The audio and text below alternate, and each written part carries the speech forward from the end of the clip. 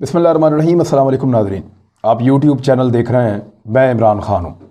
इससे पहले कि मैं आपको बताऊँ कि भारत और चीन के दरमियान दोबारा तसादम हुआ, किस जगह पे हुआ, किस वजह से हुआ, भारतीय अखबारात क्या लिख रहे हैं और चीन ने इसका जवाब क्या दिया है, मैं आपको एक पोस्टर दिखाना चाहता हूँ। ये खबर मैं आपके सामने रखता हूँ कि तसादम कहाँ पे हुआ, क्यों हुआ, नुकसान किसका कितना हुआ है, और भारतीय आर्मी चीफ और भारतीय फ़ौज ने इस पर क्या स्टेटमेंट दिया है, और चाइना इस पर क्या कह रहा है।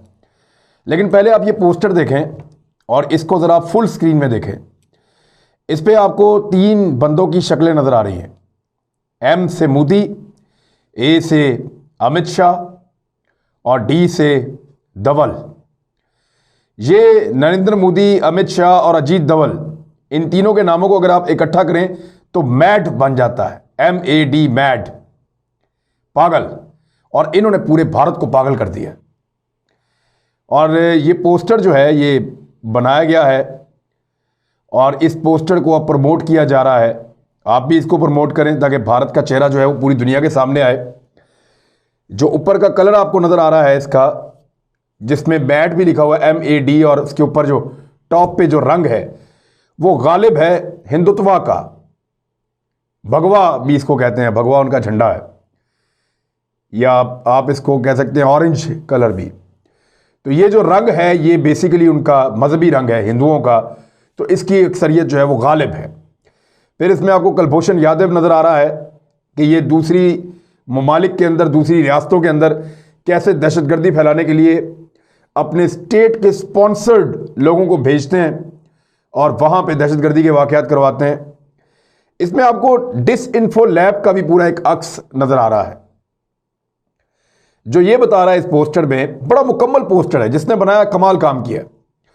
जो डिसइंफो लैब का या डिसइंफो जो लैब है जिसने ये पूरी एक रिपोर्ट दी थी, भारत का श्रीवास्तव ग्रुप और इंडियन क्रॉनिकल्स को बेनकाब किया था कि कैसे वो पूरी दुनिया के सामने पाकिस्तान के खिलाफ और मुसलमानों के खिलाफ एक प्रोपेगेंडा करता है।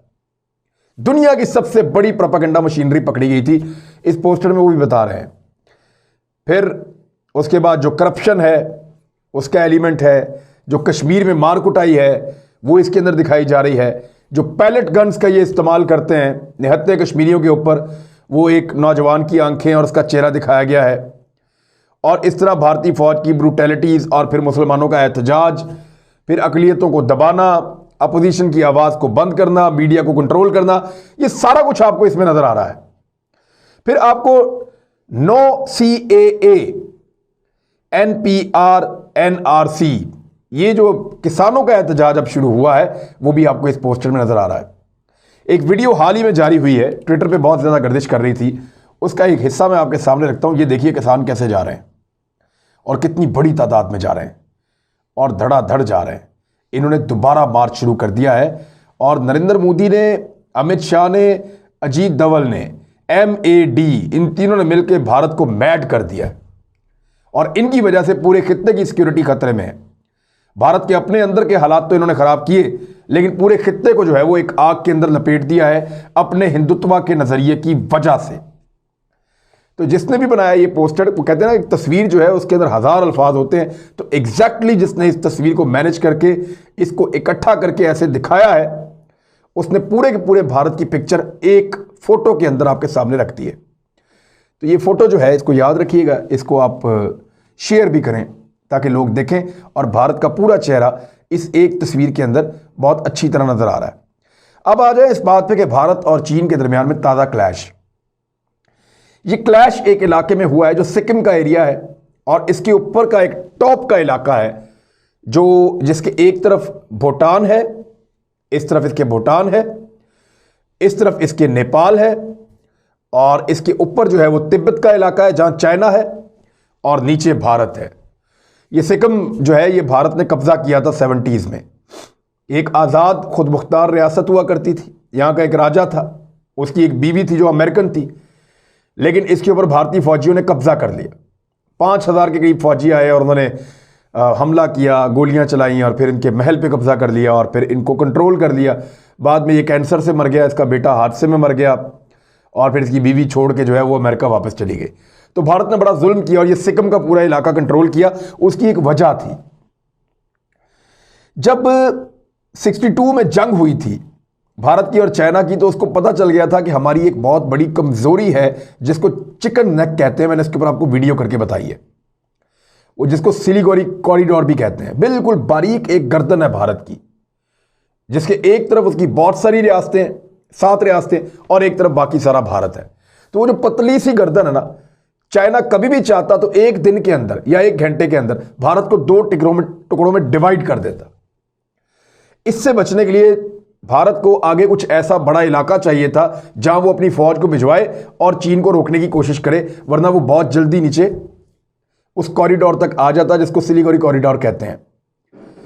तो इसके लिए उसको ऊपर एक इलाका चाहिए था, वो इलाका था सिक्किम का, और इस इलाके में 70% आबादी थी नेपालियों की, कुछ भूटानियों की।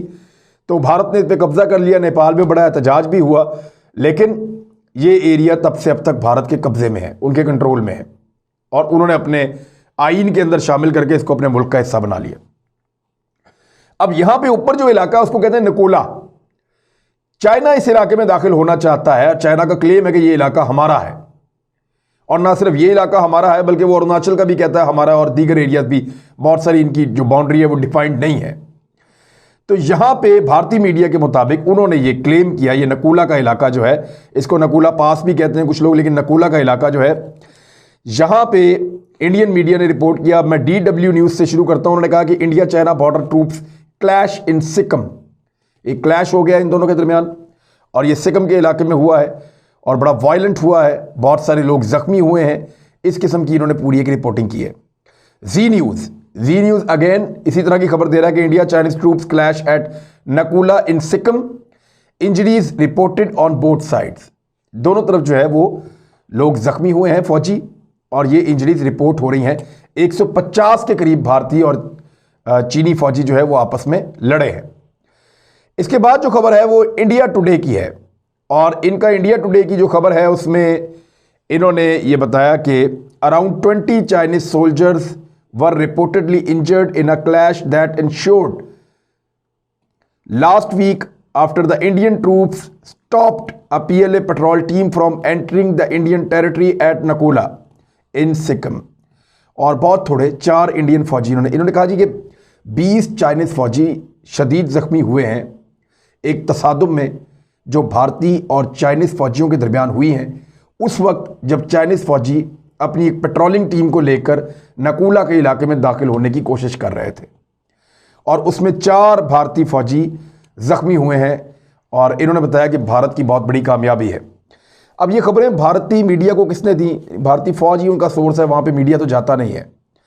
इसी तरह ये खबर अल जजीरा ने छापी, BBC ने छापी, और फ्रांस के अखबारात में ये खबर छपी। क्यों? फ्रांस को बड़ी दिलचस्पी है, उन्होंने भारत को तैयारे तो दिए हुए हैं, उनको पैसे आ रहे हैं, जितना जंग का माहौल बनता है उतनी जल्दी भारत पैसे देता है, फ्रांस से चीज़ें लेता है।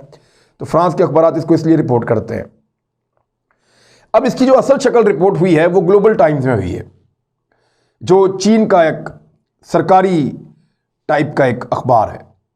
और उसने क्या लिखा है, उसने अपनी खबर देने के बाद ये कहा कि अव्वल तो इस किस्म का कोई बड़ा क्लैश हुआ ही नहीं जिसमें बहुत सारे लोग दोनों तरफ के जख्मी हुए हों।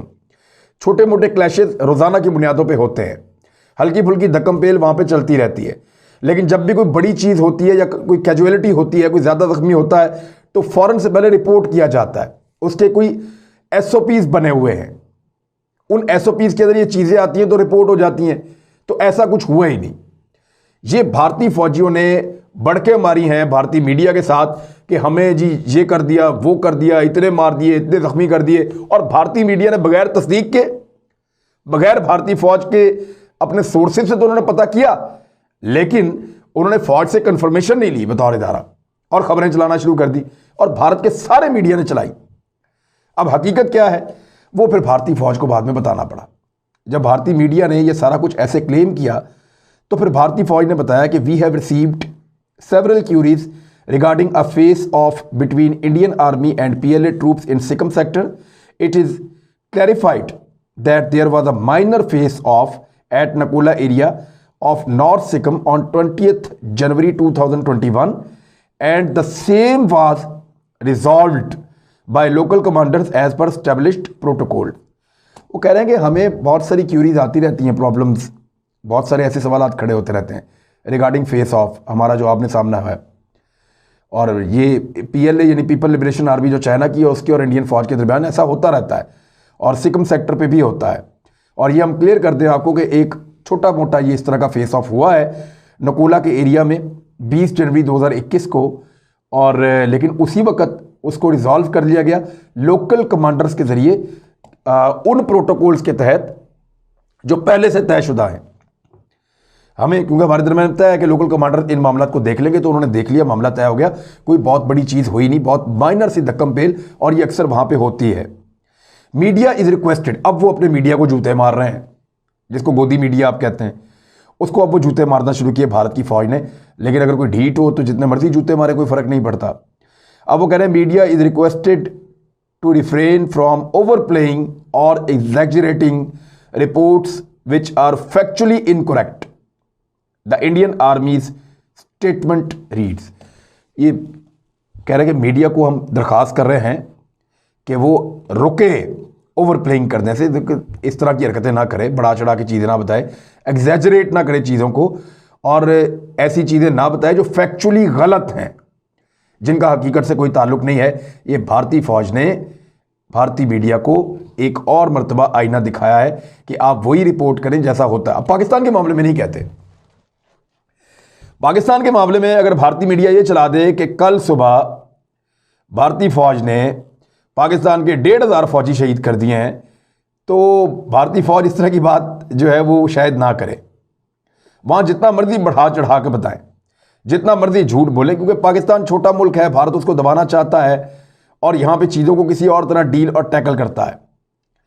लेकिन चीन के साथ भारत अभी ताल्लुकात रखना चाहता है, मार जो बड़ी है, और चाइना की ताकत भी बहुत ज़्यादा है, उस इलाके में लड़ना भी बहुत मुश्किल है। दूसरा, चीन से दूरी के बाद भारत को इस बात का एहसास हुआ कि भारत की मईशत को भी नुकसान हुआ है, तो वो उनसे ज़्यादा बिगाड़ चाहते नहीं है।